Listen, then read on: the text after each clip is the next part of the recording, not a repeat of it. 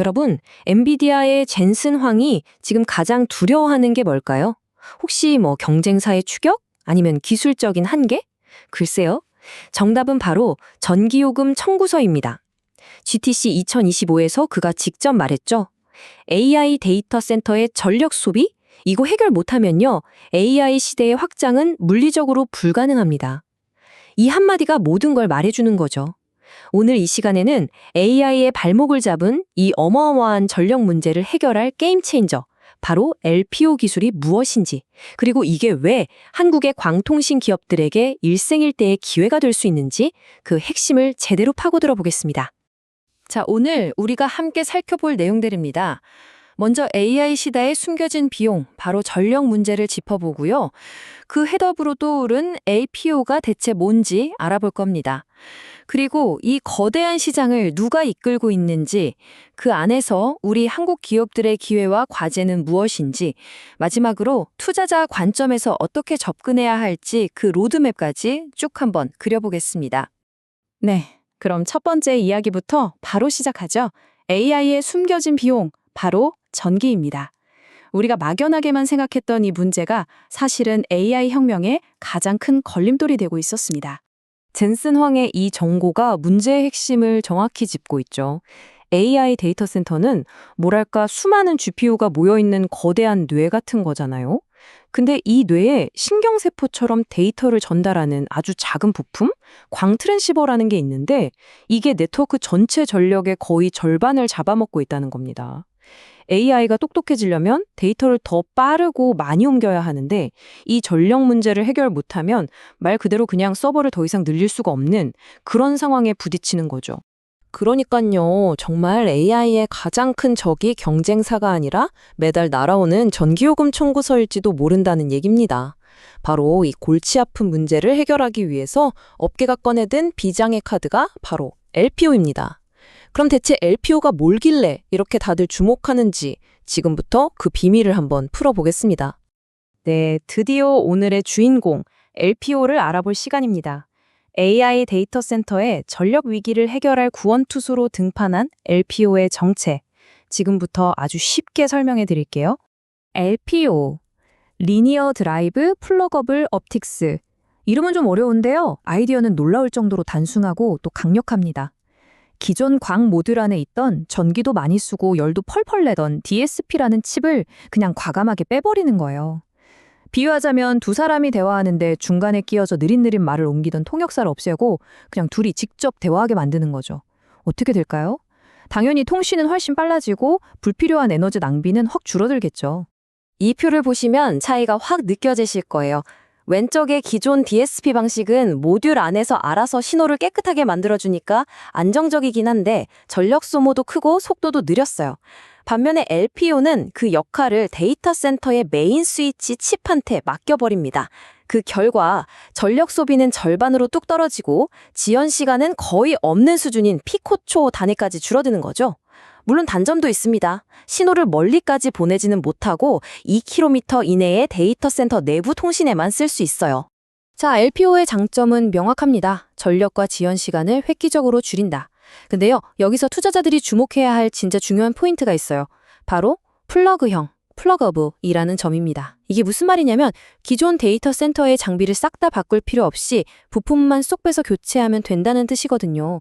이건 정말 엄청나게 현실적인 장점이죠. 물론 단거리 전용이라는 한계와 아직 표준화가 진행 중이라는 과제는 남아 있습니다. 자, 기술 얘기는 이쯤 하고요. 이제 이게 얼마나 돈이 되는 이야기인지 이 기술이 열어젖힐 거대한 시장의 기회를 한번 살펴보겠습니다. 그리고 이 시장은 이미 업계의 거인들, 바로 빅테크 기업들이 이끌고 있습니다. 이 시장 성장세 좀 보세요. 엄청나죠? LPO 단독 시장만 해도 연평균 11%씩 성장해서 2030년에는 35억 달러, 우리 돈으로 거의 5조 원에 가까운 시장이 될 전망입니다. 근데요, 이건 정말 빙산의 일각에 불과해요. LPO를 포함한 전체 AI 클러스터용 광학 부품 시장은 2024년 50억 달러에서 불과 2년 뒤인 2026년에는 2배인 100억 달러를 넘어설 걸로 예측될 만큼 그야말로 폭발적인 성장이 예고된 분야입니다. 800만 개? 이게 뭘까요? 앞으로 딱 3년 안에 새로 깔릴 초고속 LPO 포트의 숫자입니다. 이 엄청난 숫자가 의미하는 건 단 하나예요. LPO는 더 이상 일부 기업의 실험적인 기술이 아니라 거스를 수 없는 대세, 업계의 표준이 되어가고 있다는 아주 강력한 신호인 거죠. 실제로 시장을 이끄는 선수들을 보면 이 흐름은 더 명확해집니다. AI의 제왕 엔비디아는 이미 자기네 네트워킹 솔루션에 LPO를 탑재해서 팔고 있고요. 메타와 구글 역시 자체 AI 인프라에 LPO나 그와 비슷한 기술을 발빠르게 도입하고 있습니다. 업계 리더들이 전부 한 방향으로 움직이고 있는 겁니다. 모든 기술에는 진화의 과정이라는 게 있잖아요. 우리는 지금 DSP라는 구시대에서 LPO라는 새로운 시대로 넘어가는 아주 중요한 전환점에 서 있는 겁니다. 그리고 이 길의 끝에는 광학 부품을 아예 반도체 칩이랑 하나로 합쳐버리는 CPU나 OIO 같은 훨씬 더 놀라운 미래가 기다리고 있죠. LPO는 바로 그 거대한 변화를 여는 첫 번째 문, 첫 번째 열쇠인 셈입니다.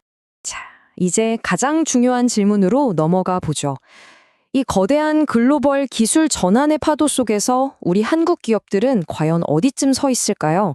한국의 기회와 도전을 집중적으로 한번 분석해 보겠습니다.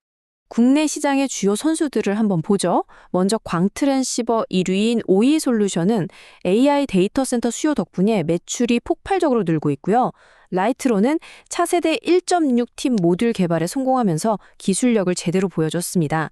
또 우리로 같은 회사는 SPAD라는 핵심 광반도체 소자 기술로 미래 가치를 인정받고 있고, 이 모든 기업들의 기술 개발을 뒤에서 돕는 ETREI, 즉 한국전자통신연구원의 역할도 아주 중요합니다.